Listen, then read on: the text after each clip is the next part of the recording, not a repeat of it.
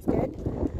Today we're doing something fun for me, but the last couple of years after we planted the fruit trees, the cows were able to come up and they destroyed one of the apples. And Home Depot had bare root trees 25% off. So I actually had to stand in the garden center and go back through my Snapchat videos. I knew it was 2 years ago in the winter, so I just found where it was, and I have a Honeycrisp or a Fuji, so I needed to know which one.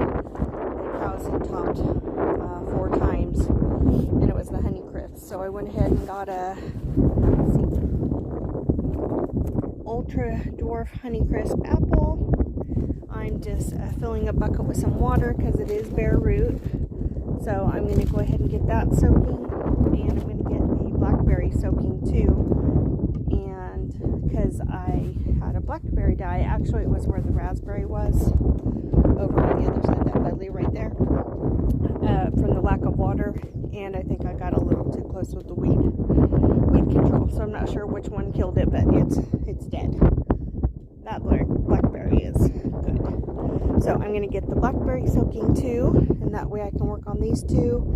And then that stuff that was around the root ball I can stick in the compost pile. So I think between the two trees, or the tree, the blackberry, and the compost bin, that will do it for today.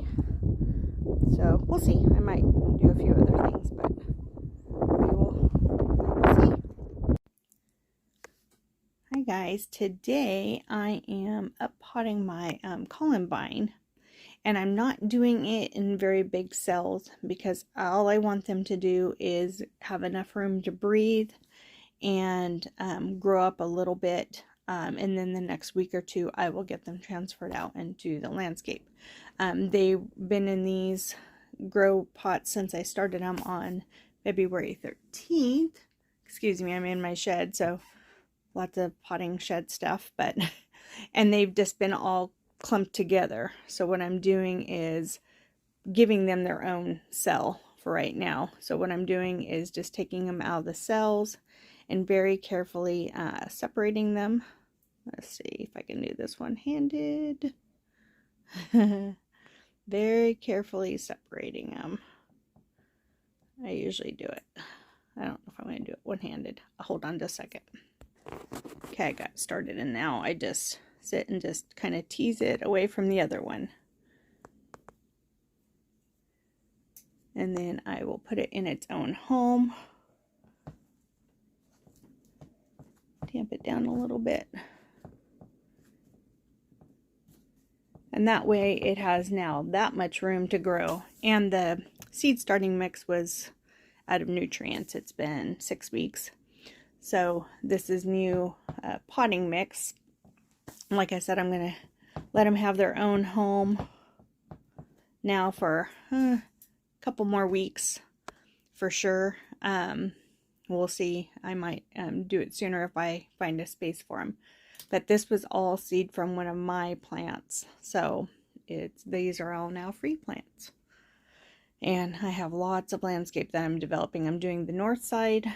And then getting plants ready for the greenhouse garden so that when we have the south facing walls up on the greenhouse, then I can start working on a pathway and developing the bed. So I'm going to need to get some compost and some real soil brought in because I'm not going to do bagged for that area. Although the planting area is not as big as I thought it was, which is fine. So that's where I planted the redbud tree that was in the Tuesdays. It went up this morning, so the 4th video. So take a look at that. But yeah, that's where I need to develop.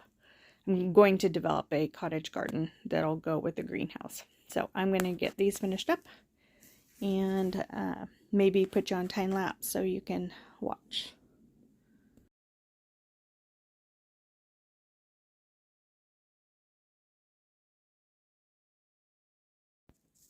Okay, I got them all potted up, so there's technically 19. I had one left, so I doubled up in a small area right here because they were tiny. So what I'm going to do is get these all watered in and clean up my mess.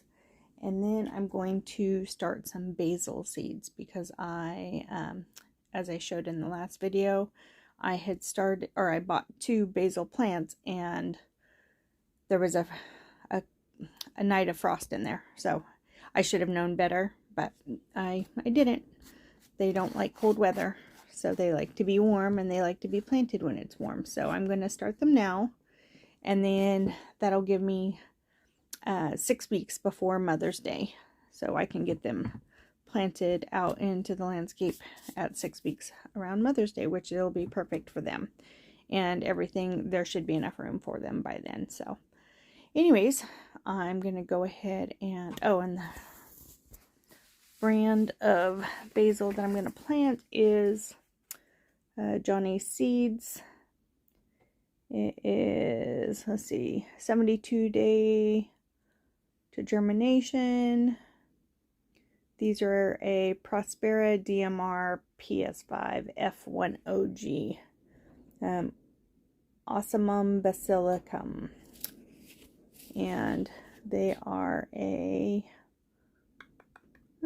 germination's 5 to 10 days. Oh, these are a pelleted seed. So it says, oh, there it says pelleted seed. Use pelleted seed within 6 months of purchase. So I need to use these and then donate them because pelleted seed does not like to keep.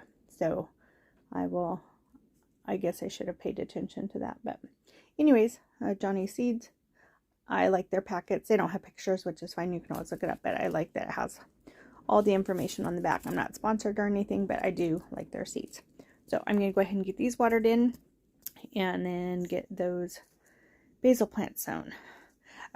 I want to do, because we don't eat, I mean, we eat enough, but 1 or 2 plant does fine. But I've been seeing this basil tea kind of all over the place. Roots and Refuge farm, Jess. Her helper Will, I think he has Honey Tree Hollow YouTube. I'll link both of those down below. But they did a segment last year, and I might even put that link down below too, of where they made basil tea. His wife Taylor showed Jessica how to do it. So I will link those down below. So that's why I want more. Because if I really do like it, then heck, plus pesto. But I still have a freezer full of pesto, so I need to get eating on that anyways. And that is what the seeds look like. And I'm going to do 2 per cell. That way if 1 doesn't make it, or if 4 don't make it, then I have 4. But I might end up with 8, which is fine. I can always give those to somebody. But yep, and those don't get sowed very deep because you do twice the depth of the seed. So those are just a little guy. So maybe not even a 1/4 of an inch down. So I'll just pop them in and just kind of lightly cover with some soil. So, and then these do want 70 degrees. Oh, what does it say? Oh, sow indoors 6 weeks prior to setting out. Plant 1/4 inch deep and keep it 70 degrees for best germination. So what I'm going to get these inside and under a humidity dome and on a heat mat. And I don't need lights until they germinate. So what I'm going to do is just set them in my windowsill, in where they were inside the house. So that's what I'm going to do. Okay, they're all watered in. I got them labeled. I learned from my mistake on the foxgloves. I also have something up there. I think it's dill, but I forgot to mark it too. So when it comes up, I'll be able to tell what it is. But okay, I'm gonna get my messes cleaned up, and it's still windy outside, but I have my some areas to clean up, so I'm gonna work on that. So I will see you back in a little bit. Good morning, good morning. So this buddleia looked like it wasn't doing very good. It's not green or anything. It actually looks dead. And that right there is a buddleia. And there's 2 buddleias over on the other side. They're fully green, fully fine. So there is some green. They're not completely dead. There's some green in there. So I cut it back just a little over half. So we will see. So I'm going to get this mess cleaned up. And I also realized, going back and watching through video clips that I've made, that I was supposed to end one video with the compost bin, and instead I included it in another. So anyways, you guys have already seen the compost bin. So when you see the video on Monday, just know the compost bin has already been addressed. My bad for trying to do 2 videos and trying to keep them separate. But today's supposed to be a nice overcast day, no wind. We had a half inch of rain yesterday, so it's enough to make the ground sopping wet. I'm going to cut back, let's see, go around here. Been out pulling weeds too this morning. We're supposed to be 77 on Monday, but I'm going to cut back these African daisies, and it might take off some of the new growth, and that's okay. There's a lavender I need to unearth. These need to be cut back. See the frost, which if the frost killed that, then why didn't it kill those? That's the part I'm not getting. But and then I need to cut back that one, and there's something else growing in there. I have no idea what, so I'm gonna figure that out too, and then deal with these last few weeds that are in here. Although they look like fountain grasses, kind of. They're not the ryegrass, but cut back that weed. I don't know if it's plantain or comfrey. No idea, but I know the root is a bazillion miles long. And let's see, I don't like that branch, so I'm going to cut it out. Still undecided on the mini roses, so I'm going to leave them until then. And yeah, like I said, everything's gotten a good drink of water. Oh, the birds are liking they're liking the little habitat I created. So Jean's going to get my quad and the cart out so I can take that down to the brush pile.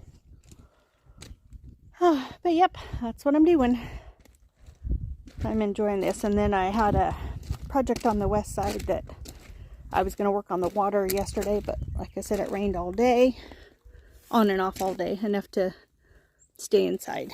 So anyways, I will show you when I get all those cut back. Okay, all of the African daisies, osteopernum, are cut back to darn near nothing. I did pull all the dead ones that were black all the way to the stem.